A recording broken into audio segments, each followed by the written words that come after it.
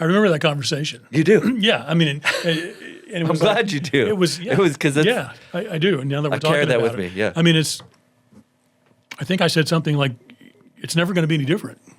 It's the nature of the business. It's the nature. It's the nature of the business. It's just, plan as well as you can, have an adequate crew. Things are going to go wrong. Things are going to happen. You're going to go into overtime. Maybe not all the time, but you will. Yeah. It's just, it's the nature of the business. It's just so many moving parts. Yeah. I mean, you talk about, professional film crews on major motion pictures. Yeah. Talk about overtime. I mean, and television shows, and streamers. I mean, talk about overtime. Those guys work consistently 16, 18-hour days. Yeah. Hey, but just to get stuff done. Yeah, I mean, but brother, we don't know that perspective here in good old Tampa Bay, No. Blue Water.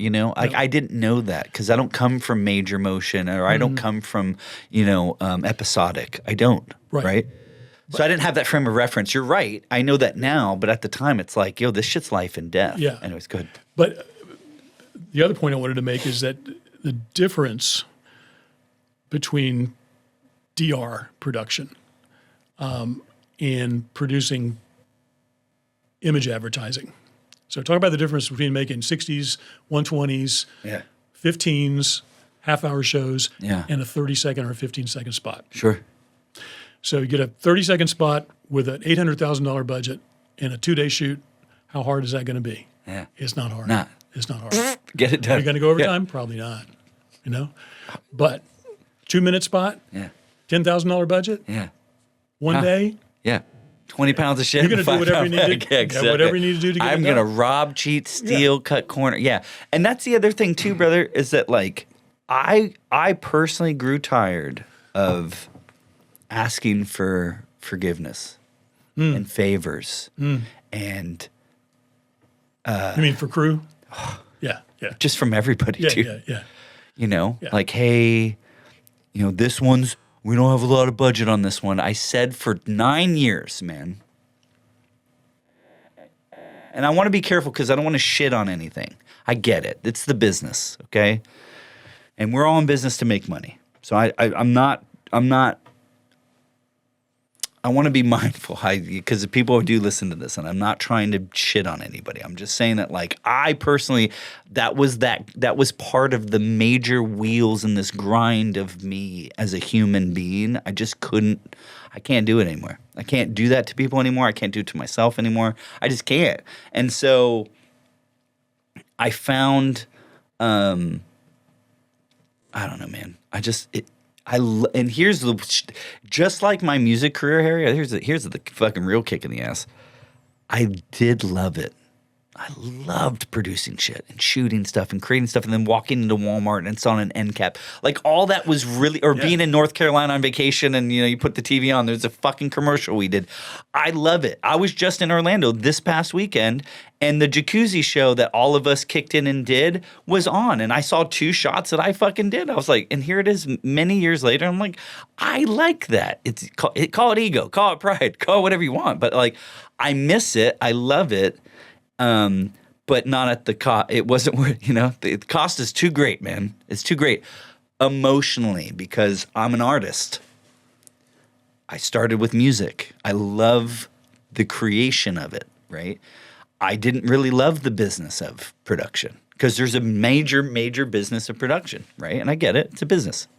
It's not that I didn't understand it. It just, that's not where my heart was. Yep. And that's to your point about going back to Colleen and Tara and BA and even me, that's what made a great producer is I understood the value. I understood the importance. I understood setting you or the director up for success. Don't worry about any of this shit, Harry. You got to fucking, you're writing and creating winners. Can't be worrying about this shit, right? But when you become at that agency, when you were both of those people simultaneously, dude, that weight was it's just too much for me. No, I totally get it. I totally get it. Kick my ass, dude. Yeah. I mean, I can't tell you how many times in the course of all I've done that I would get to that point. I mean, I just so many nights sitting in the edit suite at 3 o'clock in the morning, and I'm like, I can't do this anymore. Right. You know? Yeah. And this, I'm talking about, I'm still, this is at the end of Acquire Jeep, around 2015 or so. We're still doing shows for KitchenAid. You know, it's a super demanding client. Oh, yeah.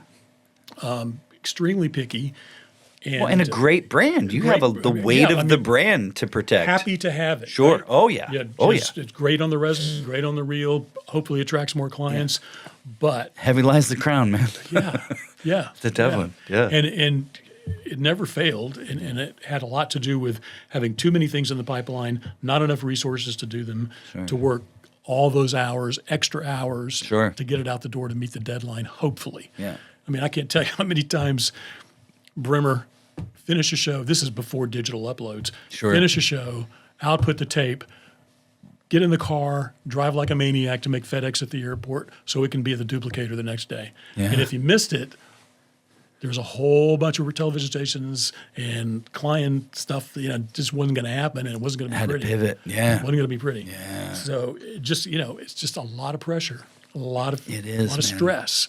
And I handle stress pretty well, which I guess is why I lasted as long as I did. But I'm at a point in my life now, and I've been there for a while, where I don't need it anymore. Right. I don't want it anymore. Yeah.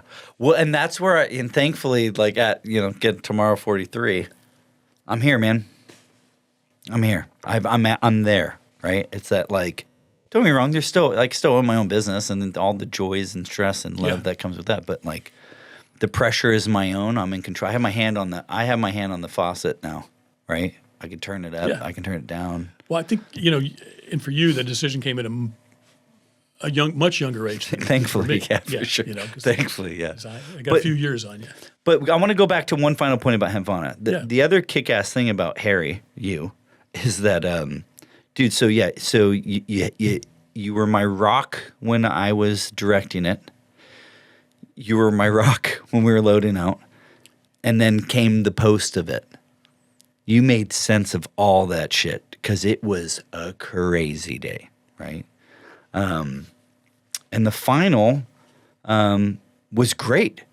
It was a good show. Now, I don't know. I can't speak on performance because I don't know if it worked or not. Well, no. Typically for me, it was just like it was a conveyor belt, dude. Yeah. Here it is. Yep. And second verse, same as the first. Man, get your ass out there. Go get another one. Hopefully what do you mean you're tired? Yeah. I get it.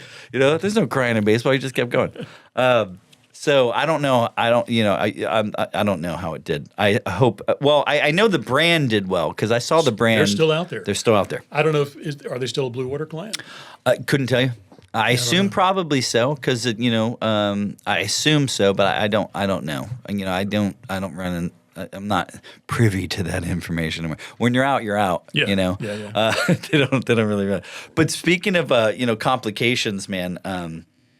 I want to, if you'd indulge me for another 25 minutes. Yeah. I appreciate your time, man. I'll try not to take, I'm glad fun. You're having a good time. I'm having a wonderful time. Would you like another water? There's LaCroix. Can I get you? I'm going to have some water. Actually, beautiful. I have one with beautiful. me right here. So great. Okay, excellent. I'm going to sip on that. Yeah, you're welcome. I'm not used to talking all this much in one stretch, so I'm getting a little. Yeah. Well, I'm here to test you here. The thing that I have, being from a big family, is the gift of the gab. We all have it. I love it. We all have I love talking. I love learning. I feel like people don't do this. Podcasts are very popular, but I just feel like people don't sit down and, there's a lot of like, I see it in restaurants all the time. There's a lot of like, like nobody really digs in, I love it. It's great. It's great. Yeah. It's cool. Yeah.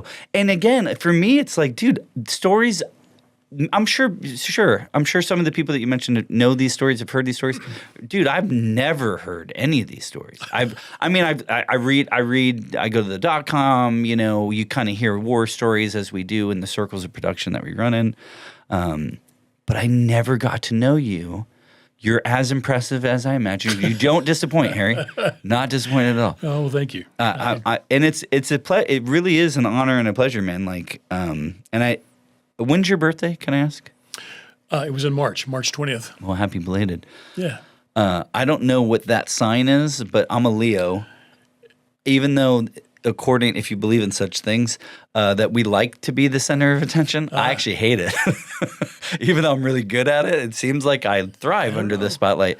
Mine is I'm the last day on the cusp, I think they call it, of Pisces. Oh, yeah. Between Pisces and Aries. Yeah. I don't know what that My means. wife's a Leo.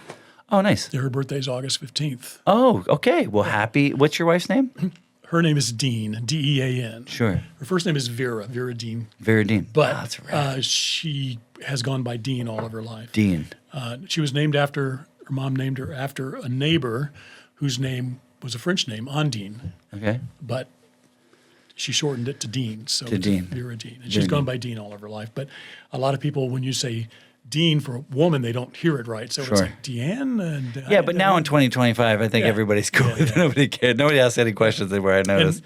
And my wife was a nurse as well. Oh, wonderful. Yeah. Yeah, she's been a nurse for years and years and years and years. You get it. Yeah, you get it. That's a whole different grind. Yeah. And is your wife a hospital nurse? So she was. Now she's a nurse practitioner. Works in cardiac. Oh, good for her. And she was working she worked at when we first met. She was working at Sarasota Memorial, and we lived in Gulfport because that was kind of halfway to Blue Water, halfway to Sarasota Memorial. And then we did things a little bit untraditionally, to my mother's chagrin. Growing up in the conservative Christian household I grew up in, we decided to have a child first, and I mean decided, it wasn't an accident, but her parents were going through like a really gross divorce, and I want to say my brother around the same time was going through also a gnarly divorce, and so when I asked her to marry me, that didn't excite her, but when I said, well, I'd like to marry and have kids. And she's like, oh, we can have a kid. And to my head, I was like, well, that's the same as marriage. And so we did the whole, the song First Comes Love. We did that a little bit back. We had the baby first, and then we bought a house, and then we got married. But I knew the second I met her, man, that I was going to marry this woman. Just knew it. And I used to think that like rom-coms, why they're fun, or like, all these romance stories were fun.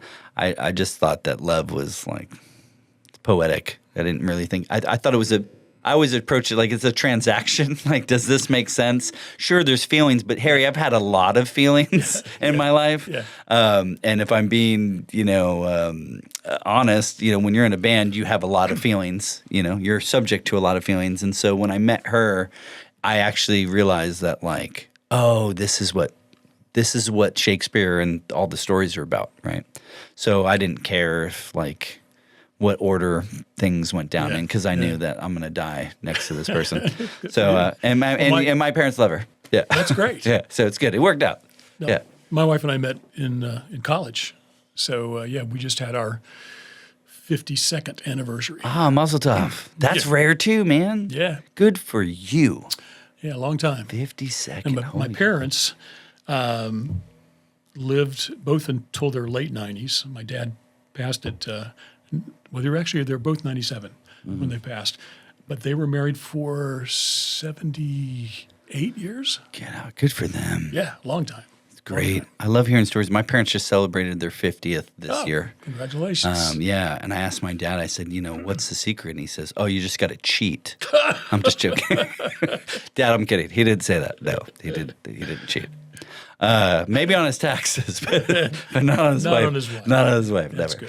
All right, so I want to pivot to some stories that, again, I reached out, to Colleen. Colleen, thank you again. But I talked to BA. I reached out to Miss you. The people that we both know and trust and love, and that have been, they're part of these war stories. And the purpose of this too, Harry, isn't just to sing your praises. Is that again? When I tell my wife and your wife works in the medical industry, so you understand this. Their war stories don't compare, because theirs are legit life and death. But I will say, when the kind of client money and clients on set and the stuff we're dealing with, it feels life and death. Sometimes they treat money and stuff like life and death. So while different, same, but different. Right? Yeah. And I've thought a lot about that, because there are times in the years that I've been doing this that you do question. It's like, one way to look at it is I'm I'm selling people stuff they really don't need. Right. You know, I'm pimping. Right. I'm pimping. I'm pimping we're for all- a client, and it may be a really prestigious client, but I'm pimping. Oh yeah, we're all You know? hoes, man. Yeah. And then I look at my wife's career. I mean, has spent literally her career helping people, legitimately Healing, serving. healing. Yes, exactly. So it's like there's really no you can say, you know, yeah, it feels like it, Right. and it does feel like it because you know, if I don't make this deadline, you know, and the client, you know, or if I have to go back to the client and ask for more money, or if I can't and I'm going to eat this, it's going to hurt the bottom line. Yeah. You know, so It feels that way, but it's not life and death. I think that's part of the trick, Justin, is you have to remind yourself it's not life and death. You know, I never learned the trick, man. You know, I love it's magic. hard. Never learned the trick. It's hard, especially when I think it's different when you're controlling. You know, when it's all you, and you have the decision. I can blow this off, and if I lose money, it's my money. So what? Sure. Or you're working for a company or another person where you're responsible for a budget or a bottom line. Sure. And you know if you blow it, it's going to reflect badly on you and could cost you your job, for instance. That's different. It is different. I agree with half of that. The patient's not going to die. Sure. But you may lose your job. The business may lose the client. Sure. You know? Sure. Well, but even in there, my wife's come home sometimes and been like, yeah, you know, we coded somebody today. And like, in my head, I just had a Hempvana night or, you know, a similar. It's like, And now it's like, fuck, who do I talk to? I got to call Brandon or somebody else that understands, you know, because it's not the same. And so, but to your point, it's not life or death. And we treat it like that. And I think that is the secret is that like, yo, dude, the sun's still going to come up tomorrow. Tomorrow's another day.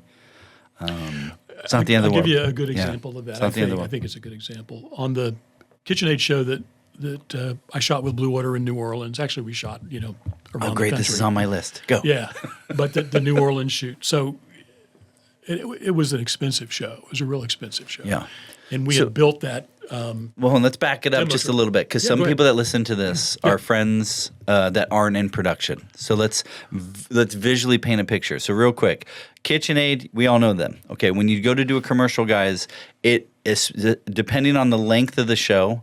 They usually do long form shows, which is usually a 30-minute infomercial or commercial. And from there, you'll get your cuts. You'll get a 15-minute, a 2-minute, a 30, a 60, things like that. Okay.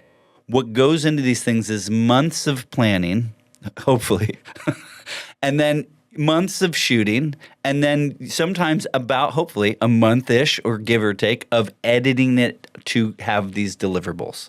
Harry, Blue Water, not me, but the company I worked for, was honored to shoot again. And Harry, KitchenAid had been your client for a while. Okay, so Harry was familiar with this company. He knew the brand. He knew the voice, the tone, the look. And that's why he was the guy. That's why he's the guy.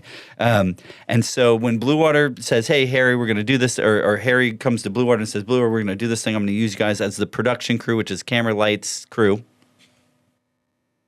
They went all around the country.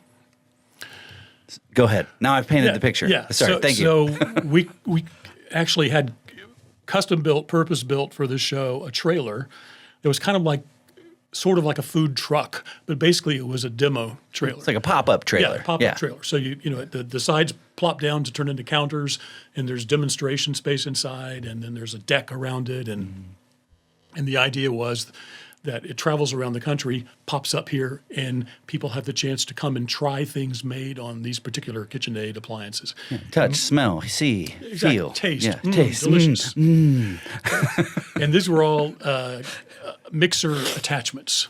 You know, ice cream attachment, the pasta attachment. Yeah, the Vegetti one. I don't know. There's a shit ton of them. Spiralizer. Oh, my bad. Yeah, Vegetti's copyright. Yeah, copyright. We can't say Vegetti. Yeah. So that shoot was stretched out. I forget how long it was. God, it was a blur. Felt like but we shot in Santa Monica first on the beach. So we were in California, and that was a whole other story. Well, hold on, but let's stay on this. Well, it's on my list. Yeah, I can give you that one. Okay, give me that. Yeah, give it to me. So we scouted a parking lot. Yeah. On Santa Monica Beach that we paid to use as a location, and spread sand on the parking lot, so it looked almost as if this trailer was on the beach. Continuation of the beach.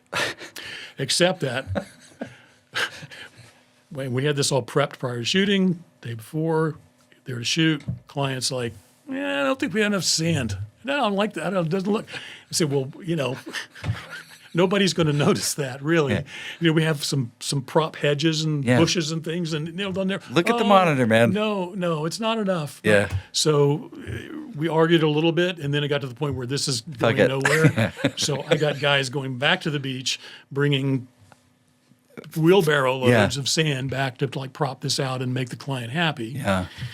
And the long story short is in the show, you see it in one shot, and you would have never seen it anyway. Yeah. But it cost us a good 2 hours. Yeah. And then in the cleanup side, after we were through and we had to strike everything, all that had to be put back. Yeah. Yeah. So, thanks, client. Yeah. But the New Orleans part of that story is, so we shot Santa Monica, then we went to New Orleans to do the same thing in the French Quarter. Yeah. So we found a corner that wasn't really in the French Quarter, but the second story of the building. Quarter adjacent. Yes. They were brick with ironwork. So it looked like felt good. Yeah. So the deal there was the KitchenAid trailer was set up on the street in the French Quarter, and we were going to get passerby to come and try the products, and some of it which was, New Orleans style cuisine. Sure. Setting up the night before on the street, we had it locked down, had police there to guard it, and the next morning we start shooting. Well, as we're setting up, we're hearing on the radio and on the weather that there's a tropical depression that's going to hit New Orleans as a tropical storm sometime early in the morning. Which, if you know anything about that area, they don't bode well in storms. No. They take them very seriously now. Yeah. So we're like, oh, my God, what are we going to do? Well, Stephen Morvay was working with us on this shoot, and he was losing his mind. Oh, of course. Because we're not going to be able to shoot tomorrow, Steve. Well, what are we going to do? We're not going to be able to shoot. So what do you do? We got a crew. We got money. We're paying for hotels. We're paying for equipment. We're paying for people. And it's like, you were going to have to go to the client because we do have contingency clauses in the contract, and we're going to have to tell them that we're act of God. Well, what are we going to do? And we couldn't shoot the next day because this weather was still supposed to be bad. So exteriors were like gone. Toast. Yeah.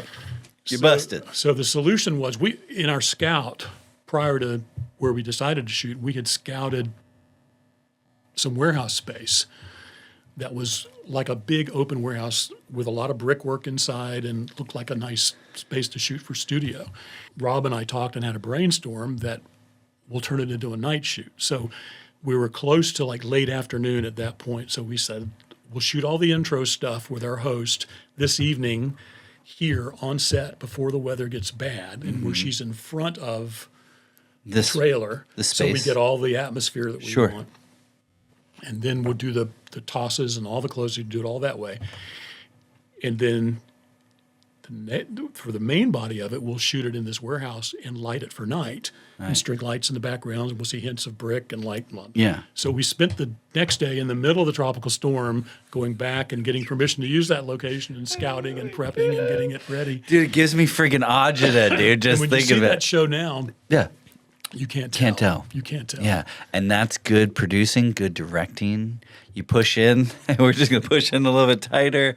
Yeah. Jeez. Yeah, I mean, people were going out to Home Depot to buy street lights that I could stick way in the deep background and light them up, and string lights that looked like they're hung over a street behind you, and just it looked great. Yeah, dude. It worked. Again, none the wiser. No. And so, in a situation like that, Colleen was on that one too, yeah, or no?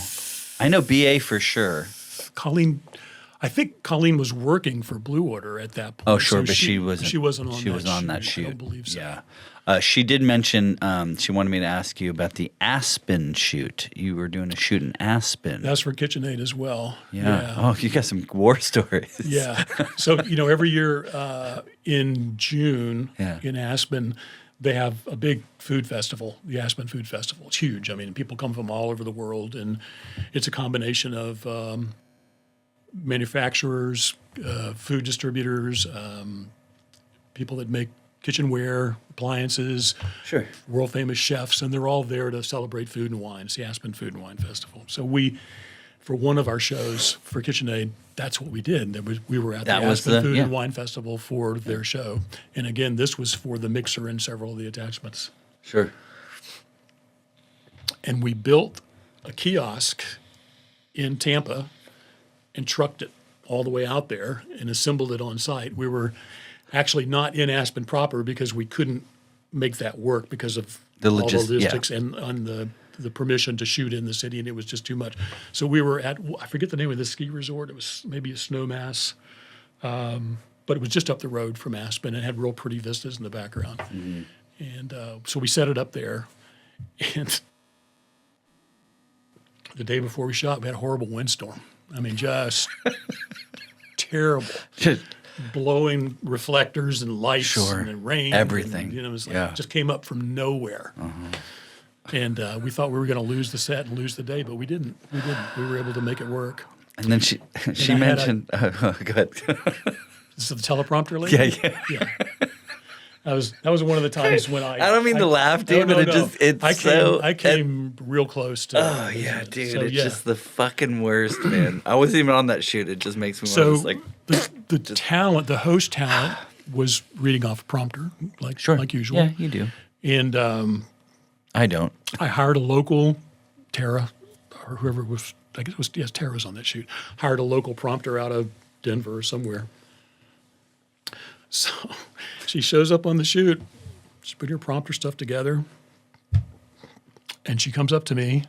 We're like an hour away from shooting maybe. And she says, I have a doctor's appointment this morning. Is it okay if I leave now and come back in a couple of hours? What is that? I said, are you seriously asking me what this? Is that? Who does that? Said, we hired you for the day. She said, I know, but it was an appointment. I couldn't get it, and then this came up, and I've been trying to get this appointment for a long time. So then don't take the job. I said, do you have somebody to replace you? Yeah. If you got somebody to replace you who you'll vouch for, that's fine. Yeah. Oh, no, I don't. I thought maybe you could get away without me for a couple hours. I said, who does that? Harry. I said, come with me. So we walked over to the side of the set. And I was as polite as I could be, but I said, I need you to understand something. You see all these people here and all this equipment? He said, this is costing, and I made up a number. Yeah, I said, it's costing $25,000 an hour for this just to be here. Yeah. I said, you're going to cost me, because I can't shoot without you, you're going to cost me $50,000. I can't take that out of your salary because I'm not paying you that much. Right. But I can fire you, but I don't want to do that. I want you to be here and do your job. So you're not costing me all this money, and people won't hate you. Yeah. Call your doctor, reschedule your appointment. Right. She said, I'm sorry. Okay, I'll do. Yeah. And then she died 6 months later. I couldn't. I mean, it's the first time that's ever happened. I know, but who does that, Harry? Totally unprofessional. I know. It's like, dude, it happens all the time with talent, low-level talent. Low-level talent, that's happened to me, where it's like, hey, or when they bring their fucking kids, and I love kids. Yeah. Anyway. Yeah. That was a first for me. Jeez. And then there was a mention of like a client dinner. You had the it says here the talent was lacked class during a client dinner was the polite way I'll say the story, which happens. So Owen, let me set the table here. I know the story. When you do just in general, okay, about class. Yeah.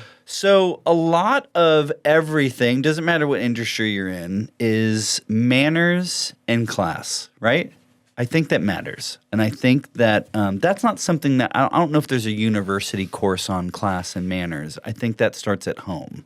I think that's good parentage and good parenting, I think. But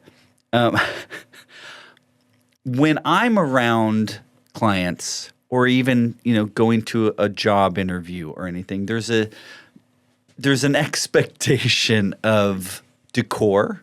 There's an expectation of apparel to wear. There's an expectation of class. For whatever reason, some people never got the message. So tell me the story. Yeah, and some people don't have a filter.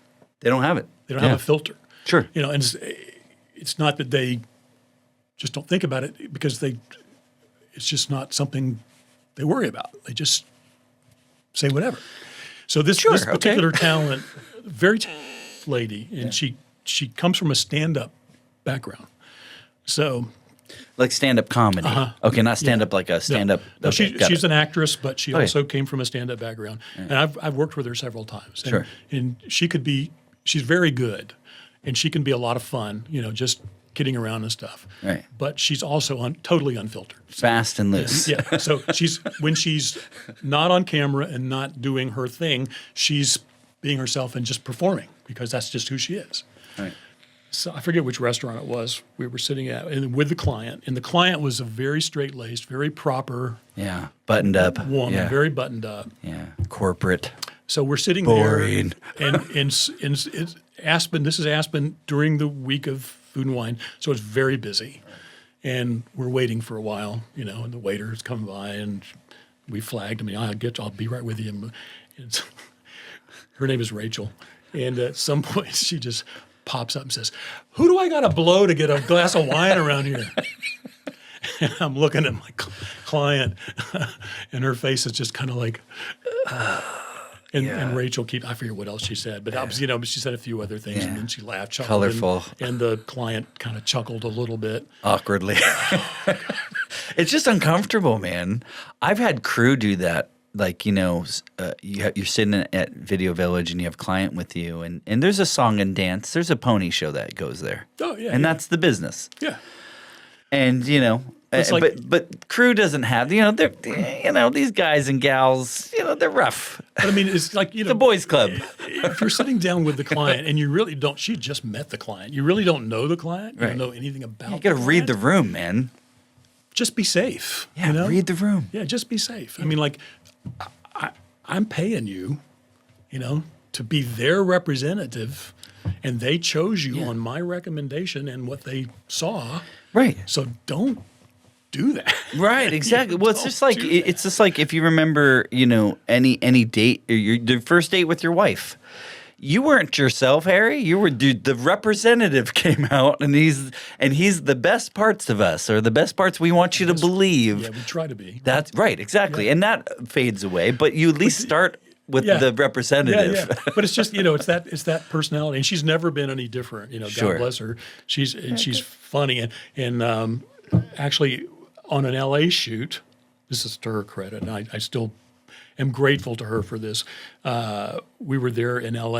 I don't think it was KitchenAid. I forget which shoot it was now.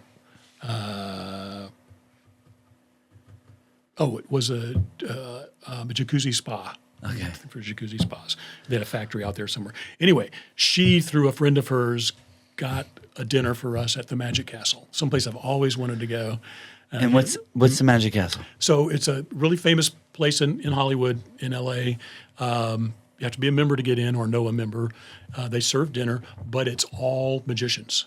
So they stroll, they do close-up magic. They have a stage section, they have a parlor, and it's someplace I always wanted to go. I'm a big magic fan. And Me too. I'll show you a magic trick after this. Oh, cool. Yeah. So, we got in there and had just this incredible evening there, and Rachel was responsible for that. So to this day, I thank her for that. But yeah, she did 3 Hoover shows for me, the KitchenAid show, several other shows. She's really good at what she does, but totally unfiltered, totally unfiltered. So listen, there's a charm about people. I have a little bit of that, I think, where I don't want to say I have no filter, but it's light. The lines are gray. It's a gray line there. But again, you got to read the room. I think it starts with it's a perspective thing. You have to you just can't come out guns blazing, bro. No. You got to dip your toes in the jacuzzi, so to speak. You got to feel it. Yep. If somebody's a little bit more proper, you got to be proper. Yep. You can still be funny. If you're really funny, you can still be funny in that room. But not crude. But not crude, right? Not offensive. Unless you know them well enough Sure. they won't be offended, right? Yeah. Yeah. Now, unless you're going for the one, really well-timed bazing can work well and break some ice, because some people are too stiff. But anyway, it is what it is. Well, an interesting shoot that we did was for Orkin years ago. God, you shot with everyone. Yeah. Orkin. Yeah. The Orkin man. Anyway, good. Paul Soltoff was great at selling the idea of doing DR style spots for big brands. I mean, Sure. It's good because, and it's interesting because some market. It's what happened with KitchenAid. Just slide that towards you. Sorry, You're good. when we first started working with KitchenAid, the marketing lady got it. She understood it. It was like, because you know the reputation. I mean, in the market, DR is like a redheaded stepchild as far as advertising goes.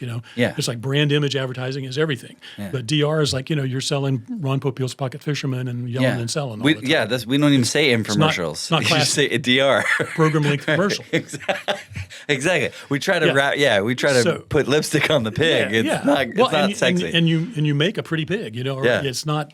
But it's a huge industry. I cut my teeth. Beautiful industry. You're driving brand. The goal isn't to sell the product and make a ton of money selling product on the air. It's to sell enough product to cover your costs so the advertising pays for itself and you're pushing retail.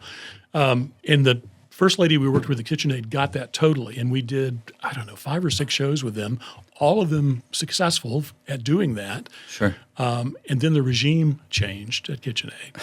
And the guy that came in, really, the marketing department turned over, got a new VP of marketing. Had a different vision. He didn't even care that these programs had generated tons of retail revenue and had not really cost anything to air or produce. Because the ROI on it was huge.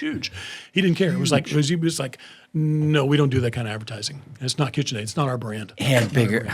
Idiot. So that happened more than what happened with Orkin. That's why I mentioned that. Happens with a lot of companies. Happened with SodaStream when they got bought by Pepsi. Yep. We don't do that kind of advertising. No. No, we're bigger than this. Yeah. Right. Are you? Orkin's, how are you doing now? Yeah, really. How's it going? Orkin spot. I bet you that guy doesn't have a job anymore. Probably not. But we did a series of Orkin spots, and we wrangled everything from cockroaches to rats to ants. It was all these ridiculous, things. Yeah. Cutaways to show things on the walls, running around and stuff. And we weren't digital. We were like doing live stuff. Yeah. And I'll never forget the day we had the roach wrangler on. That was a real trip. Oh, get it He had out, jars full of roaches. Yeah, no thanks, man. I'm done. And he put something in there to kind of Hey, Harry, I got a doctor's appointment. I can't make it to the shoot today.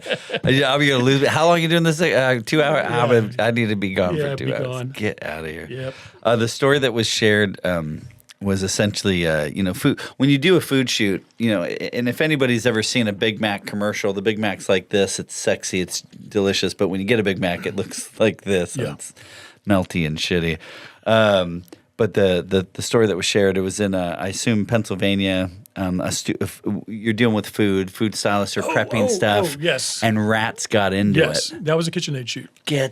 Dude, again, as a producer, man, like ulcer, my stomach's turning just even thinking about fuck, what do you do? Well, you do it over. You make it over again. Do it over again. Yeah. So we were at a studio called Shadowlight Studios in Pennsylvania, out in the middle of Amish country. But it was a lot of rats. Well, this studio is an interesting story. It won't take too long to tell it, but it's huge. It's the size of 3 or 4 football fields inside. It was originally massive. Originally built as a studio for doing interiors for a floor manufacturer. Oh wow! So it's super big. So it was part of it was a factory. Excuse me, and that was still a factory, but the rest of it was all constantly changing sets for floor manufacture. But anyway, they went away. This company bought it, and it was a lot of standing sets for interior furniture manufacturers. So instead of building their own, they'd come there, drop your swag in there, bring the furniture in, set it up. Yeah, sure. But then they built another corner of it out as a television studio. So KitchenAid had some standing sets there for just product shots and stuff where they did still work. Sure. And then we shot in the television portion for what we were doing. So we brought a food stylist in out of Philly, nice lady, and she was really good. And they had kitchen areas set up and big refrigerators and all of that. So we were prepping food the day before the shoot and had some stuff prepped and ready, and it was locked in this thing, supposedly. And when they came in the next day, the critters had been at it, and we don't know how they got in or where they came from. People were very apologetic, but it was like, oh, geez. So listen again, if you don't understand this, working in production, especially with food, is that food, a good-looking piece of steak, a good-looking hamburger, a good-looking mac and cheese, this shit takes time. It takes there's a trade, they're called food stylists, and it's an art in and of itself, and it's about time, because food, I'm throwing up air quotes, dies. It dies, and it does. It dies on camera. There's they undercook steaks. You never want to eat anything on a food shoot. You're gonna get sick, or diarrhea or whatever. You're just don't eat food.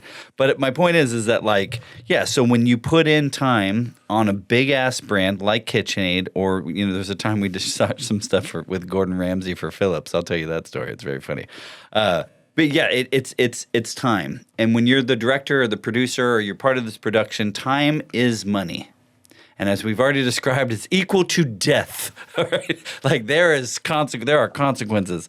We did this shoot with Gordon Ramsay. Have you ever heard the story? I'm not sure. Go ahead. Okay. So Phillips, was a client, and they had the indoor smokeless grill. That's exactly right. And so Gordon Ramsay was the guy.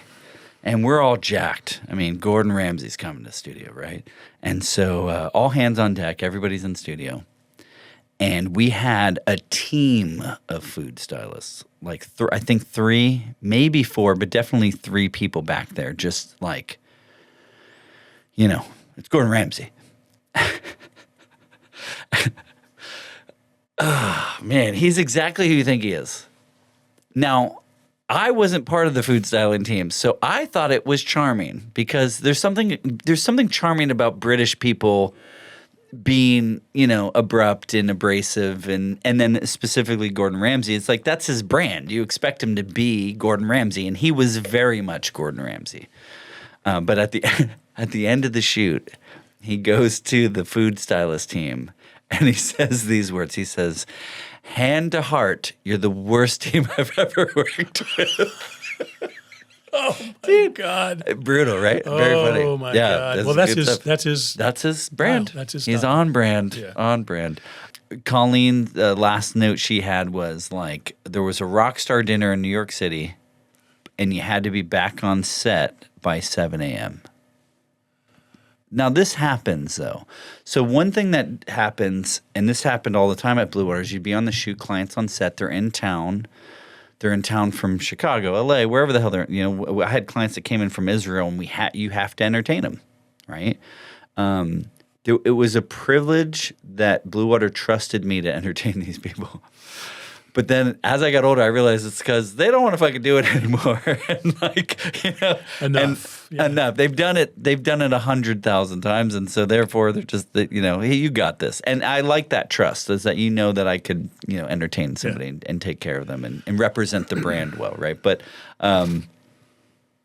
it is tough when you're doing a multi-day shoot and you've just been on set for 10, 12, depending on the day, 13 hours. And then you got dinner plans, and you're whining, dining them, and you're trying to get, really what you're trying to do is get the next gig. That's all it's about, is you're trying to ease any tension or any reluctancies of the day or of the shoot. Schmooze, dude. The schmooze. And then you're trying to secure the next gig, which, to my credit, I'm very good at. I did a nice job there. But yeah, then you got to be back on set with crew. As a director, I remember when I was a PA, and I remember when I was a producer, and I'm not, if you've done this, and I'm not trying to insult you, but I don't know if you've done this, but when crew call, is 7A, director, and shoot time's 10, maybe it's 10, that seems long, let's call it 9. And director rolls in 8:45. That used to irritate us. And so as a director, I did my very best to be there 10, 15 minutes early, if not right on time, right? And sometimes shit happens, whatever. The secret, though, is always to say, hey, did anybody get coffee? Because I'm going to get coffee for everybody. And if it's a good way to be 10 or 15 minutes late. It's a little hack for those out there. If you're ever going to be late to work, don't call them when you're supposed to be there. Call them as soon as you wake up because you slept in and say, hey, I'm picking up coffee for the crew. Does anybody need anything? Everyone will forgive you. That's right. It's a good It's a secret. good tip. It's a good tip. But anyways, like, yeah, it sucks when you have to entertain everybody and then be on set 5, 6, 7. If it's an early call, it sucks. Yeah. Yeah. But it's the business. It is. It is. And been there. I do remember one, this was in New York. I didn't go out I went to the client dinner, but I left early, and then they were going to go somewhere else for drinks. Clubbing or something. So no thanks, I'm out. So yeah. it was the client, I thought it was, the client was going, and then 2 other people that I trusted, I won't name them, and a couple other folks. Sure. So next morning, call time, I'm there. Client's call time is like an hour from now. Good. But Always good to do. Nobody else that I'm expecting to be there is there. Yeah. I'm calling. I'm not getting an answer. Oh, geez. Finally, Yeah. I get a text. On the way. Yeah. On the way. Oh, geez. Unbrushed They got there teeth. just before the client got there, but we weren't really prepped, and Yeah. it was like Not a good look. Not a good vibe. Not a good way to start the I day. got lots of apologies that day. But yeah, it happens. Yeah, shit does happen. But I think that here's one thing that we used to do is that I always tried my very best to take care of crew, because those are the guys and girls that make this shit happen. Absolutely. It's not me. Yep. It's not the writer. It's not the all this helps, but when it comes down to it, it's like, yo, your team that made this happen. Yep. And so I always tried to make sure there's a good breakfast, not some bullshit. Make sure there's a good lunch. If we have to go into third meal, it's not fucking pizza. Like you treat them right. And then I would always stick around for rap beers, even though the last place I wanted to be was hanging out with, these fine people in this fucking place. Yeah. It's like, I want to get out of here, right? But I always tried to do that just because I think that's where the relationships are formed. That's where, obviously, we're all doing it for the money, and I think that's really where the gratitude comes from, is the check. But I think, like, the relationships are formed by sitting down, and the 1 a.m. of you, really putting the bricks in all the letters of the word "the grind." I was like, "Oh, fucking Harry, man, he nailed it, dude!" Just like blew my mind. I think we do it for the money, but we like it. We love it. We really do, because it's kind of a unique creative endeavor. It's such a collaborative thing, and to see what comes out of that. And I think a lot of times crew doesn't necessarily see the end product. No, they never do. But which is kind of a shame. Yeah. Yeah. But they're in it, I think, as much for the camaraderie and the relationship as they are for the money. It's just a business they love. And I think on set, they may see the monitor, they may see the shot, and for them that's the juice.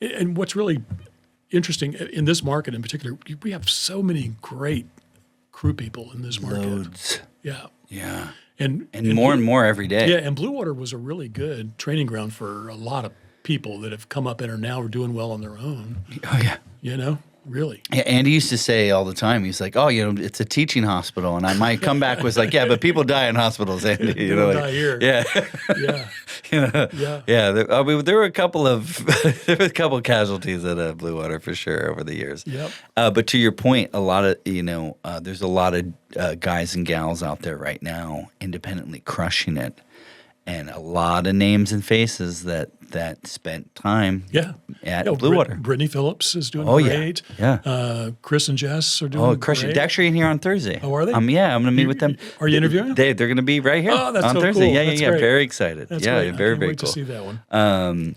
Yeah, and I love. I mentioned earlier that Nolan's my neighbor. And I still see him all the time, and I follow Blue Water and Andy and all that stuff. I've always loved the art. I've always loved the production, the behind the scenes stuff. I miss it even, and I still shoot way small scale, but I still get into it. I would love to get in on a thing. I don't have the time for it. But it's such a rad. It's just a cool vibe, especially if I don't want to say if the product. I don't really give a shit about the product. Who cares? I mean, and that seems maybe not the right thing to say, but I like this. I like that. Oh, we're building this thing.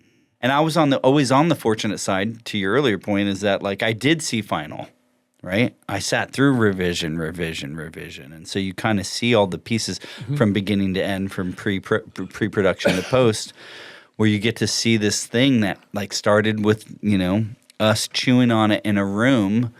Or being yelled at that I shot a thing wrong or whatever, but it's really, really cool to see. Yeah, I do have questions for you. You've been around. You've seen tape to card to upload digital, and now with AI. I wanted to pick your brain about AI real quick. And I know I said 25 minutes, but it's all right. It's a New York 25. No, AI is. What do you think about what's going on out there, dude? I think bottom line, I think is great for a lot of reasons. I think there are risks, but it's a new paradigm.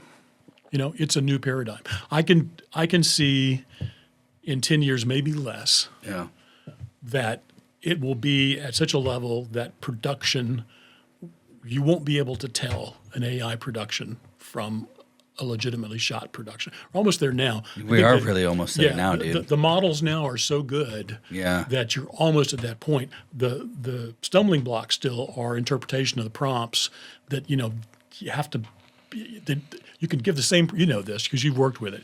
You can give the same prompt to the model 3 times and you get a different result every time. Sure. And if you try to edit on it and edit the prompt to change something, it won't get it right every time. Right, sure. So it's an iterative process, and it can take forever to get what you want. That's changing, and it's going to change because they're getting smarter.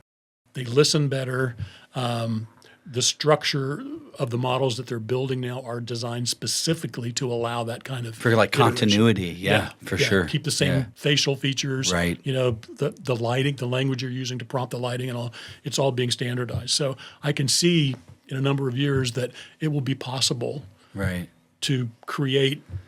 At first, it's going to be shorts, it's going to be commercials, it's going to be but feature-length things a shot at a time where it's going to be all AI. It's wild, man. It is. Have you seen any of like the Sasquatch TikToks or Instagrams? They're so brilliant, funny. Dude. The best. They're so funny. And that's a good example of like seeing, a couple of scenes strung together where to the layman's, to us, we pay attention. That's the curse of being what we do when we go to watch a commercial, or even if we go see a movie. We're like, we there's a lens in which we look at things, and it's sometimes hard to just be a consumer versus a production rat. But yeah, dude, these iterations are getting very. I don't think it's gonna take 10 years, man. Probably not. I think it's gonna take maybe 12 months. Just at the exponential rate that it's growing, and that's Harry. Exactly what's happening. It's like there's so many, just compounding, dude. Yep. And I'm using it a lot as a research tool. Oh, it's beautiful for writing. I found this really incredible prompt. Share it with you if you like. Please, I love AI. I'll send it to you. Yeah, it's a really long prompt, but what it does is you put the prompt in and it reads it and it comes back to you, and what it asks you for is the subject matter that you want to research. Sure.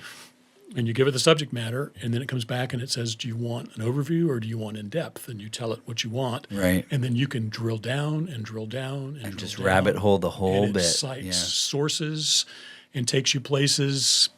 Here's my so you Grok GPT. Which one are you on to? This is ChatGPT. Chat. Okay. This is a prompt for ChatGPT. So here's the thing, and it has gotten better because I use chat. I use chat all the time. For a lot of stuff, even for a lot of this stuff. It's like, why, there's a downside, and we know the downsides. I won't go into them. It's like, the information should be earned, right, versus dictated, but whatever. One thing I find is with some of these site sources, man, you got to check. You always have to check. It's a great starter. It's not a finisher. And I tell this to my clients all the time is that, and they're using it to write blogs and web copy and content copy, and I even use it for social copy all the time. Like, and I have we can prompt share. I'm into that. But I have like, hey, here's my brand, here are my hashtags, here's my things, here are my iterations, here are the details, here's the transcript from the show. Hell yeah, I'm going to use that. And why that? My competitors, everybody's fucking using it. The difference is it's a good starter. It's not a finisher. That's right. You have to be willing to edit it. You got to read it. You got to get into it. Does it make sense? Because it's still just predictive text, based on a data set, right? And I think that people forget that, But I'll tell you, I don't use Google anymore for recipes. I don't use Google for, hey, the way we used to Hey Siri. I don't even use Hey Siri anymore. No. I don't. I don't use it. And the Google, the Gemini AI thing that they have working, it's not. No. I mean, it's just, nah. Dude, it's the third stepsister from Cinderella. The shoe doesn't fit, dude. Sorry. Brumilda, whatever the hell her name was. You're ugly and the shoe doesn't fit. It's just not the same thing. And I've also been using the ChatGPT image generation. Sora. Well, that's for video. Okay. Yeah, but I've just been using their image generation tool in 4.0. Now they just changed over to 5.0 to generate storyboard images and pitch document images for the couple of projects I'm working on. And consistent? Yeah. So what's nice about ChatGPT is I can upload reference photos. Sure.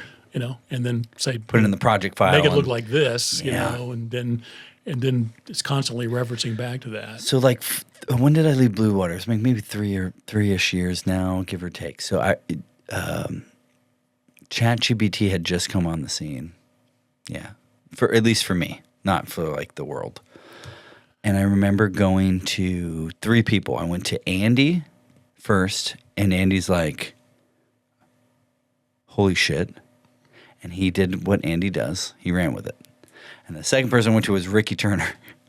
And we sat many a night in his bay with Midjourney and just, for hours at a time, just being like, dude, and then the next day I'd come in and he would on his own, and we're both on our own, and he's like, dude, holy shit. And that was 3 years ago, and our minds were now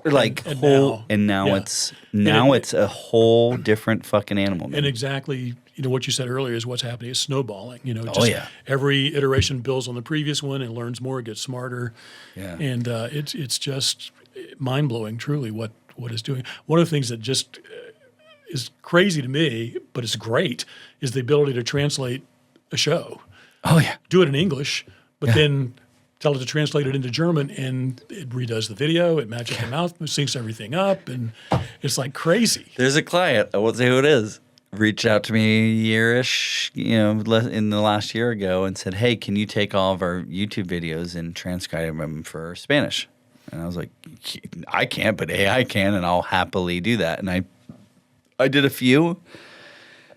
They came back with, it's not just quite right, whatever. But essentially, I think they were looking for proof of concept. Concept's improved, dude. It works. Oh, yeah. It's totally great. Oh, yeah, yeah. And it's one of those things then that it wasn't perfect, but I think, Harry, it's better than anything any of us and any agency at the time could do in post. No question. Quite faster, better. Yeah, no question. And would pass. Yep. And the consumer, I think we forget about the consumer. And I'll go back to an earlier point I just made. The competitors are already doing this. And so we're perfectionists. And so we're like, this doesn't feel – nobody gives a shit.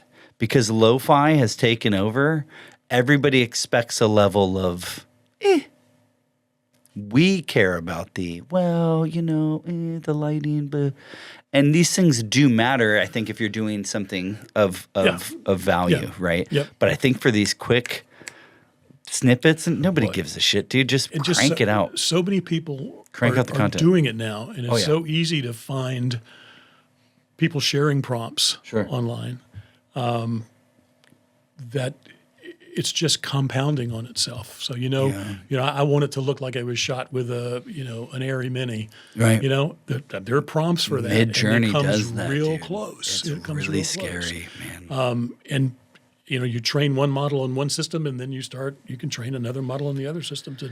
It's just amazing, and it's just snowballing. Yeah, I was reading this thing about even Lionsgate and AMC now are partnered with Runway.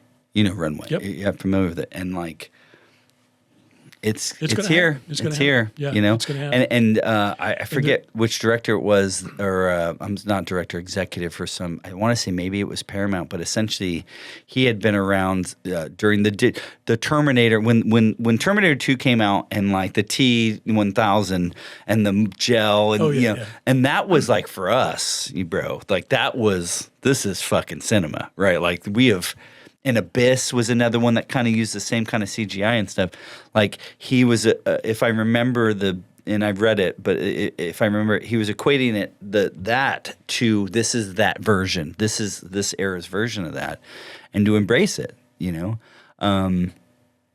obviously there's some scary stuff about it. Yeah, there is a scary side to it, and not there's just a dark side to it. Yeah, not just I think I see a lot of people, artists in particular, concerned about. Copyrighted content. Sure. Oh, yeah. Being trained on, using their content to train a model or to use it as part of the model.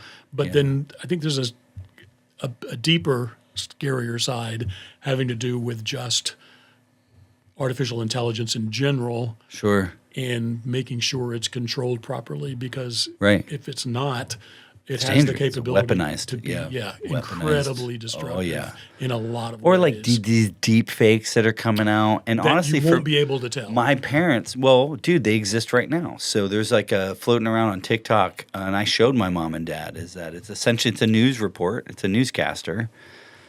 Dude, it looks fucking legit. Voice matches. Everything looks fine, and it's like reporting on. And the purpose of the video, and I'll text it to you so you understand the context. But essentially, the purpose of the video is to essentially say, "Hey, mom and dad, this isn't real. I'm AI." Right? That's the whole. That's the hook on each one of them. But dude, it's like, hey, I'm in front of Mexico's invading America or whatever the story is, and it's a newscaster. It's framed right. It's a bust. There's chaos going on in the background. It's not chaotic where there's like people got 10 toes. Harry, it looks real. And that's the danger, because super given dangerous where we are as a society today and how divided we are. Oh yeah. And how much each faction is in their own echo chamber. Right. And how so much content we consume is dictated by algorithms. And how easily we can all be tipped off to do X. Yep. Whatever side you're on. Yep. There's some extreme sides that are just waiting for the trigger moment, right? And now we can manifest that. Yeah. And honestly, I don't want to go too far into conspiracy. I'll back it up pre-AI. I wonder how much of that is a thing anyways. How long have we been think? Well, I think to some extent it's been there for a long time, but I think the real issue with AI is creating what appears to be, to all of our senses, a reality that is not. Fact, which is fiction. Yeah, I mean, we've always been able to some degree, I think, to look at something and say that's not real, or that's fake, or that's bullshit. Photoshopped, or whatever. But BS. it's getting to the point now where that line doesn't always exist. So I read this thing too, and I wrote it down. And the Business Insider was saying that the Academy Awards updated its rules, stating that films using AI remain eligible for Oscars. So the industry is embracing it. Well, it's here to stay. It's not going anywhere, right? I think a lot of features are already using it to one degree or another, but I think the first place it's going to get huge use is VFX. Because it's pretty fucking good. Yeah. I mean, all you got to do basically is figure out how to prompt what you want. Engineering. Give it the plates or whatever it needs to work with, and there it goes. Yeah. And there's just so many too, and I think this is one of those cases where I think trust first to market matters, because while there may have been many iterations prior to OpenAI, which is ChatGPT. I know, again, I mentioned Grok. I've messed with it. I started on chat. I'm a chat guy, so I don't give a shit what Gemini. Google's trying to do with Gemini. Dude, chat is the business. And that's kind of dangerous too. I think just as a consumer, it's well, I've been using it. I'm comfortable with it. I trust it. I've watched it progress over the last 3.5, 4 years. And I worry, I guess, I don't know if worries. the right word. I just wonder, like, again, it's based on a data set. So even though with 5 came out, right, and like now you can do really deep research, and there can be programs running behind the scenes. It's like, yeah, man, I still have to check the sources. Is what I'm saying. Again, it's a good starter. It's not a finisher, because sometimes I'll write stuff in there and I'll be like, nah, that doesn't that's not. This isn't pinging me as true. Let me dig a little bit deeper, and it's like, oh, this is total bullshit. Yeah, and that still happens. Yep. How many people are doing that? How many college kids are using this shit? Like, in Pinellas County, they're like, for high school students, no cell phones in school anymore. Which, again, politically, I don't want to get into it, but it's like, in my head, I'm going, oh, it's no shit, because they're using it, to fucking crush in high school. They can have their laptops. I mean, that's, Yeah, well, it's there too. You're touche. Yeah, touche, Harry. You're not wrong. But in my head, it's like, that's very fair. I didn't think about the laptops, but it's like, take their phone away, but they got a laptop. So, I mean, as long as you can get online. I suppose you could text your friends like, yeah, but there's like a VPN. I don't know. Anyway, I don't know, man. My point is that, like, I can see the danger in it. I can see how it's dangerous. Yeah. And the last thing I think it's a tool. And some people, and especially in the marketing industry, I see it a lot, is that they're not using it as a tool. They're using it as the Bible. This is the way things are done. I think that's a really good point. It's like, it's a tool. And, it's a tool. And it can be used in a lot of different ways. Oh, yeah. And it can be used for good or for ill, just depending, like any tool. But it's an opportunity for writers like you and me that, again, a good starter to kind of do, because sometimes you ruminate and you're and sometimes you have writer's block, man. Shit, sometimes, but it's a good tool to get you going. Yep. And I think it's still a good opportunity for original writing to still leave our mark. It is. And people still give a shit about that. Sure. I mean, I look at it as a collaborator. Oh, yeah. I have several prompts that are designed that way. Like assistant. For sure. Collaborate with me on this. I want to brainstorm X. Sure. Let's talk about. Yeah. And I prompt it like I'm talking to somebody in the room with me who's going to collaborate. Right. Exactly. Yeah. It's the best writer's room. Exactly. I'm with you, man. I'm with you. And then there was the music one too, which was very funny, but not great. The music's trash. It's Sonos is, I think, you ever play with around? It's very fun for birthdays. Yeah. If you want to make somebody laugh, it's a cheap laugh, but it's a good laugh. But I want to go just last 5 minutes if I can. You are still doing stuff. Can you talk about what you're working on? I'm pumped on Waking Dreams. I'm pumped that you're still doing it. In my brain, I assumed in my ignorance that, like, you had geared down and you were embracing, like, the awesomeness I'm just, of Harry. I'm certainly slowing down. I'm not doing as much as I did or as I could do. I turned down more DR-oriented stuff than I take. Isn't it a beautiful feeling, though? Yeah. No thanks. Yeah. I'm good. I'm not, good for you, Harry. It took me a while to be able to do that. But, yeah. So, and my goal with Waking Dream Pictures, I did it in 2015 when we closed the agency business down with the idea of pursuing personal projects that I've been wanting to do for a long time and just haven't had or made the time to do them. And so, interestingly, from 2015 to 2019, I wound up doing a ton more DR stuff that just I couldn't say no to the client. The money was so good. It was just so I did it. So, long story short, or shorter, I want to do some narrative films. And, feature's kind of out of reach for me, at least at this point, as far as directing and producing. Sure. I have a mind to write several, and I have several screenplays that are kind of in various stages of writing that I like. But I have a short film that I wrote back during the pandemic, actually just before the pandemic, and I'd hoped to get it into production within a year or two, and then the pandemic came along and threw a monkey wrench into everything. Everything, yeah. And then I actually did a couple more DR projects during the pandemic. So anyway, we all got to eat, man. So this short has been percolating for a while. The script is done. I'm pretty happy with it. The people that I've shared it with like it. I have a few people on board who are willing to help. Committed to it, get it produced. Nice. So I'm hoping to get, without sharing too much about it, Sure. that will happen in the next 6 months. Got it. Over the cooler months of the year. Sure. I'm in the process of. So it's an exterior shoot. It's an interior and an exterior. And it's kind of a. Let's see if I can give you a log line. So it's about a homeless man who caused a tragedy at one point in his life that he was responsible for, served time, and the guilt and the grief haunt him relentlessly to the point where he can't function. He lives in a cemetery. He spends his nights in a mausoleum because he feels like that's kind of what he deserves and where he should be. He's still drinking a lot. He can't help himself. And then one night he gets a visit from this really odd but interesting, kind older woman who shows up knocking on his door. And she's been there before. So when we meet her, this is a repeat visit.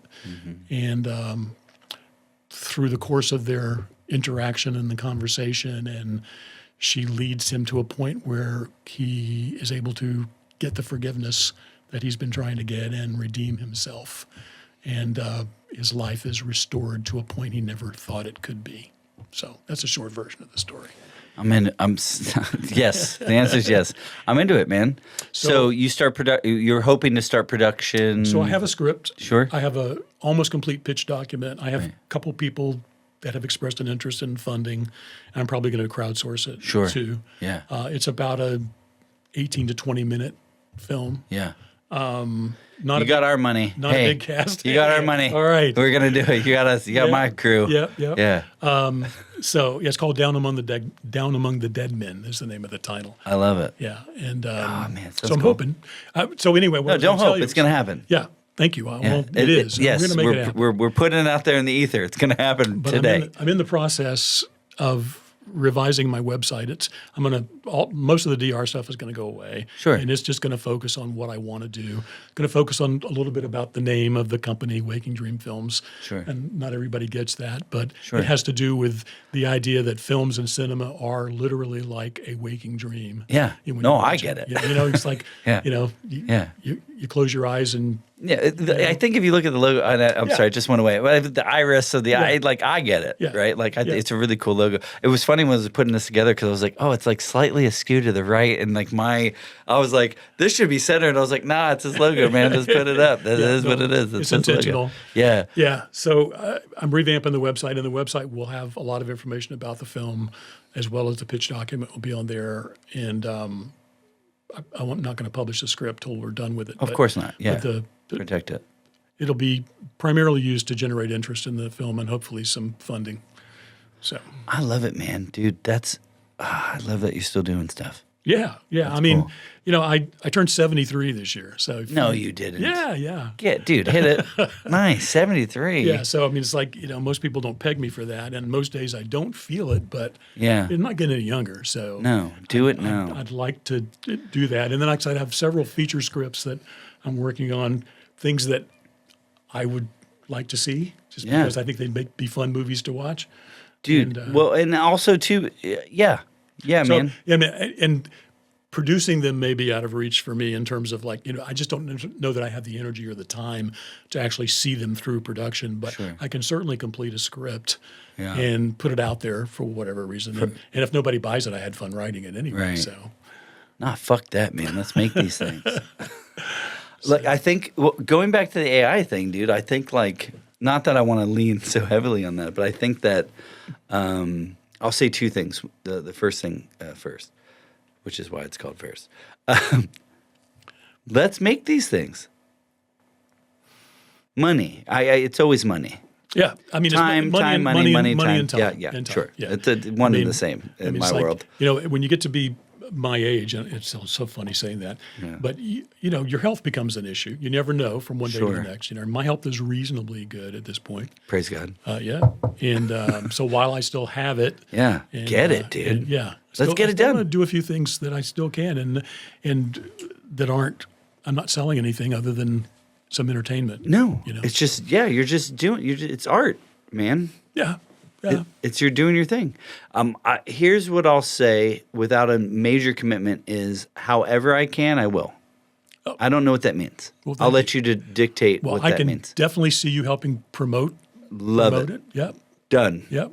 Done. And I'll probably share the script with you if you're interested. I would love, dude, I'd be honored, man. Hell yeah. Completely confidential basis. Oh, 1,000%. I'll post it everywhere. Yeah. No, I'm just kidding. No, that'd be really, I'm excited that you're still doing stuff. And you're still doing some DR still. A little on bit. occasion. I mean, mostly writing. I did a project earlier this year for Josh for the that poor dude. He God bless you, Josh. He's going to come on the show. I've been invited. Well, I've invited him. I've invited BA. I've invited Ricky. I've invited Josh would be a great BA guest. and Nolan.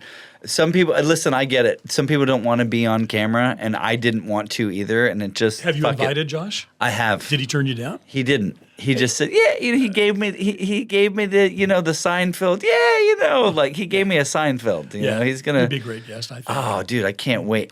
I wanted. There's 4 chairs here, man. I think it would be so great to have a group on here. And again, not to. I think. I don't know, man.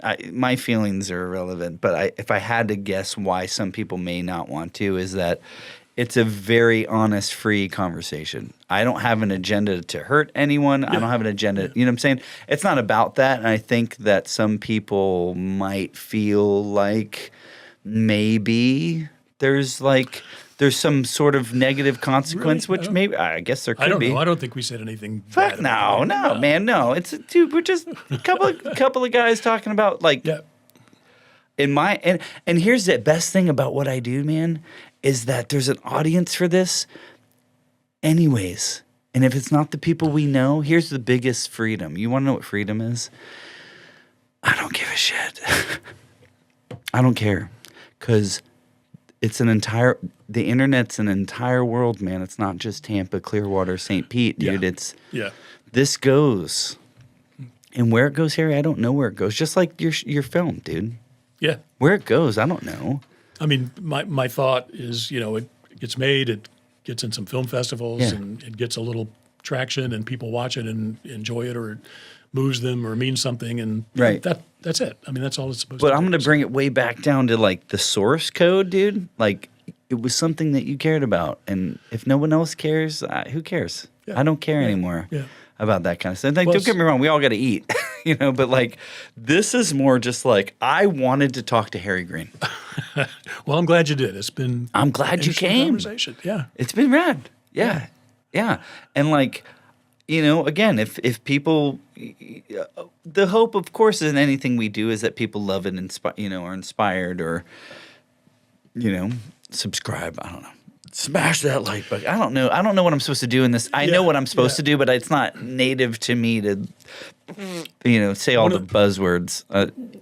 I'm just talking to my guy that I wanted to talk to, dude. And one of the things you mentioned in your text to me that you wanted to talk about was, and I gave it a little thought, but I had advice for people for directors or people that want to direct.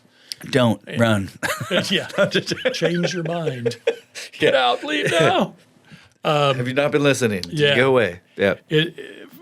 And I gave that a little bit of thought. I mean, it's you want to tell the story in a way that makes sense of what you're talking about. So I'll try to give you an example. And this applies to anything, whether it's a 30-second commercial or a half-hour show or a feature movie or whatever. And I'll use a direct response spot as an example.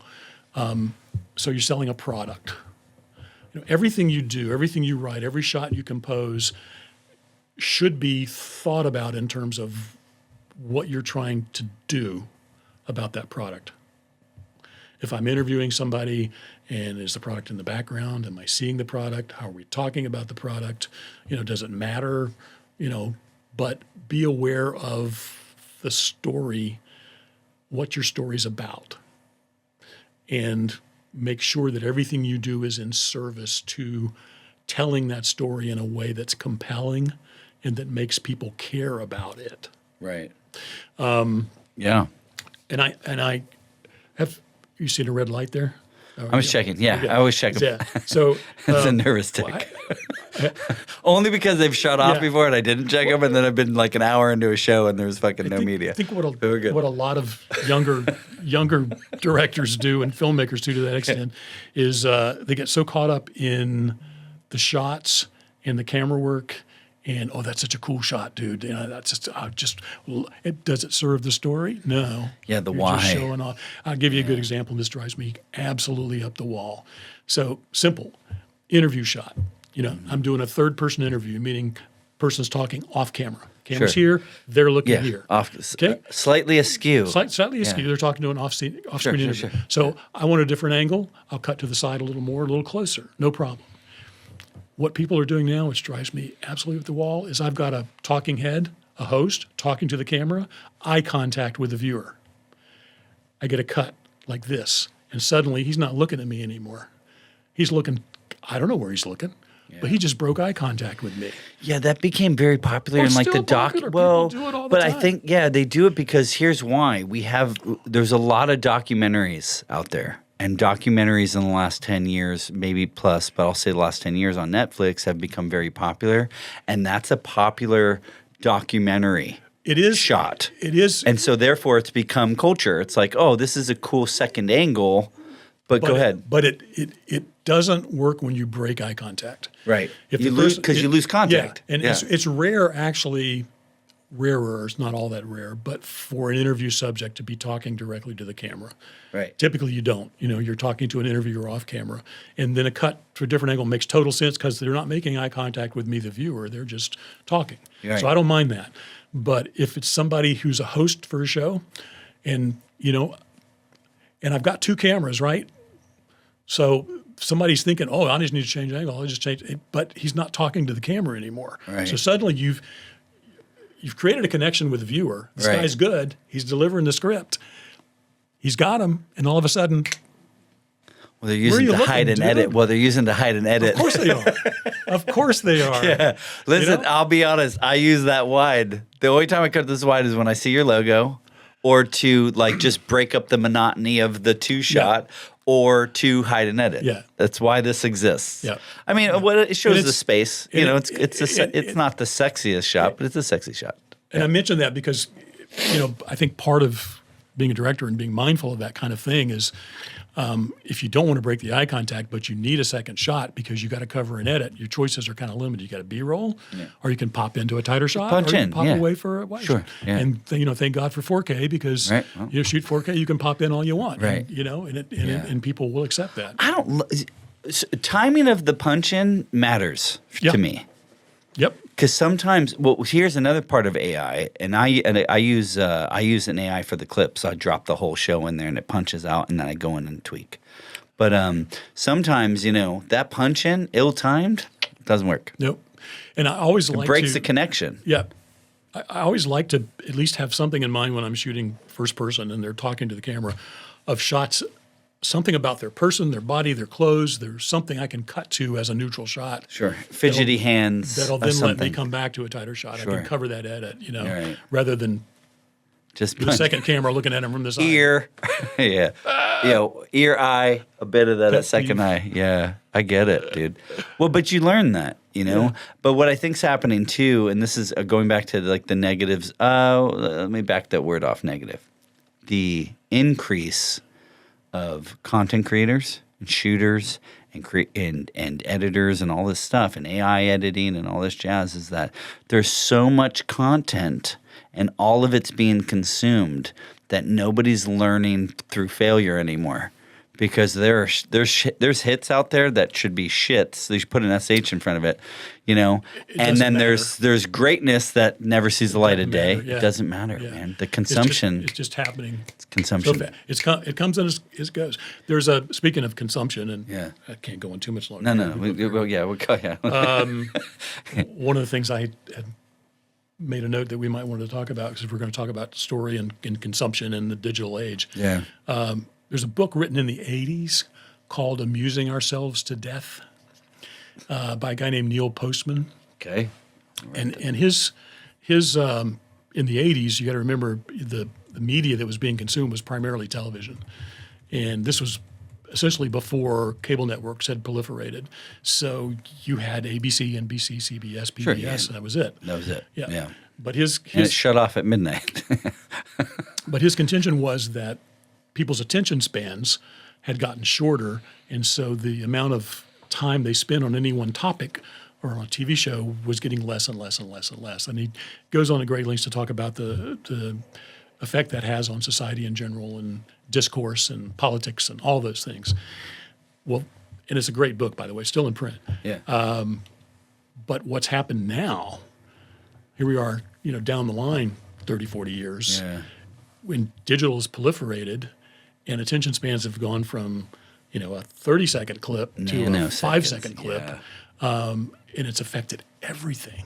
Everybody, yeah. I mean, so the ability to impart information in a way that people get and makes them think or makes them question, it's kind of out the window for a lot of folks because they're just consuming, dopamine hits all day long and getting, a little clip of this, a little clip of that, and they're in an echo chamber and they're hearing the same thing over and over. Dude, it's critical thinking skills are like gone. Almost 20 years ago, when I read that Facebook had hired or borrowed the inspiration from one of the Las Vegas casino slot machine algorithm guys and utilized that, and that same algorithm for the slot machine had utilized that in social media. Yep. You said dopamine hit. That's 100% what it is. It's conditioned response. And TikTok's even worse. Now, to be fair, I enjoy TikTok. Well, everybody does. I mean, Yeah, they figured it out. Yeah. But you're not wrong, man. Is that we're just like it's been harmful. Super harmful. Harmful. It's been harmful for patients. It's been harmful for like even my own attention on things. I was always kind of relatively an anxious person anyways, right? And I think some people have that. But it's like, dude, I'm constantly like... Yeah. Constantly, yeah. dude. And that's why it's important to like journal, meditate, take a breath, have dinner with your family, turn it off. Like we have to, it's more important now than ever to like regulate that. And especially if you have children, I do, that are young, it's like, exposure, they're going to be exposed. You can't stop it, but regulated. What? How long? You know what I'm saying? Yep. Like, I don't think every teenage kid needs a phone. We didn't fucking have them, man. No. We didn't fucking have them. And I feel like I'm doing okay. You look amazing. Like for 73, we did fine. I don't think we need it. Yeah. I just think it's dangerous. And there's no shortage of people and organizations out there all too willing to take advantage of, that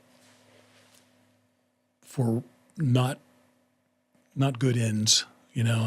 Oh, sure. There's always bad actors nefarious. Doing. Sure. Yeah. Oh, yeah. Always bad actors. Oh, yeah. And always doing something. And it just becomes so easy now. So easy. Well, yeah. Yeah. Yeah. To say what you want, to influence a thing, to influence a person. Yep. There's a lot of shit that's popping up that, dude, we can't even understand. We're not even equipped to understand it. Mm-hmm. And we won't really, we're living through the effects of it, but we won't understand those effects for 20, 30 years. Okay. And that's if they let that information be studied and exposed. Yeah. Which I'll tie that real quick to like just cell phones in general. The reason why cell phones come with, they used to come with corded headphones is you're not supposed to put that thing to your freaking head, man. You know how I know that? Hempvana. When we did that whole radiology thing and we brought that chick. Yep. Okay. So at Blue Water, for some of those pickup shots in real time that we had to use to cover what we did in the field, right? Her whole thing was, and we had Cody. You remember Cody? Yeah. Okay. Hold the cell phone to his head, not even calling anything, and just watch it in real time. First it starts in his ear, chin, quarter, half. His whole head lit up, dude. And then nobody reads the fine print of the Apple iTunes or whatever. We just say yes because we're dumb. I do it. We all do it. But it's like, that's the reason that comes with, you're not supposed to put that thing to your face. right? So the point of that, real quick, just the point of that is that like, yeah, that's how often do you hear that story? How often do you hear that that's why it's supposed to, that legally it's supposed to come with? And now I don't think the new ones come with it because now everybody's using Bluetooth ones. Well, have you looked into that shit? So, and we could spend another 4 hours, man. But my point is that it's nefarious. There are bad actors. There are profiteers. There are people with agendas, and the agenda isn't the health and well-being and the safety of the consumer. No. It's how much money can I make out of this? Well, and that's not new either. If we go way back, that's a tale as old as fucking time, Harry. But like, I think what's happening now is it's faster. There's a lot more access to it because of the internet. Like now you can buy shit direct from China, Taiwan, wherever the fuck you want to buy it from. And people are just saying yes, man. The yes is easier. Getting the yes has never been easier, man. We get yes on everything. I mean, the internet is it's a direct marketer's dream, as you know. Oh, yeah. Because you can target anything. Fish in a barrel, dude. Yeah. Oh, yeah. Yeah. Anyway. It's just, it can't, if you let it, it'll be depressing and for sure. I choose to think of it like this. With my project, this Velarde Digital podcast, with your upcoming projects, and I say projects plural because it sounds like you got a couple, I see it as, sure, we can doom and gloom all day, and that's always going to be there. Elvis, the devil's in his hips, sure. But also maybe it's amazing music, right? Yeah. I choose to accept both of them. Yes, it's the devil, but it's also amazing music, and I think there's an opportunity where we can get some really cool stories and really cool projects I agree. Done and funded and out there. Yeah, I think all of that conversation we just had is just kind of like, yes, we're aware. Yeah. And it is a warning. You need to be cognizant of all that. Yeah. And it's a tool. How are you going to use the tool? How are you going to use it for the tool positive, proper. for good? Sure. Yeah. Harry, with all of my heart, I appreciate you. Well, thank you very much. I know I took a lot. It's almost 11 o'clock. Yeah, I just noticed that. We went for it. and I appreciate every minute of it. And don't be mad when I do a part 1, part 2, because I'm not going to edit any of this out except for the pee break we took. God. Dude, you've been such a gentleman. Thank you so much. And thank you for this. I will cherish this every day of my life. Happy birthday again. And my wife told me not to bring it home. So we'll stay here. No, but thank you so much, guys. Again, if you're a brand that needs it done by the GOAT, you know GOAT means, right? You're not that old. The greatest of all time. Yeah, but okay, you're the GOAT. I'm not that. Yeah, No. okay. Oh, he's GOAT adjacent. Thank you. If you need something done locally or even, nationally by a guy who knows how to write, produce, even direct. Even direct. Yeah, even that part, the most important part of the thing he does. Harry Greene's your guy. Harry, it's been a pleasure. I know that the people in our community are going to love this. And I thank you so much for taking the time. Well, thank you, Justin. It was a pleasure talking to you. Yeah. Good to see you. Cheers, buddy. Yeah. And I'm going to help you with that show. Okay. Or any project you're doing. Right. I want a part of it. All right. I'll hold you to it. All right, cheers.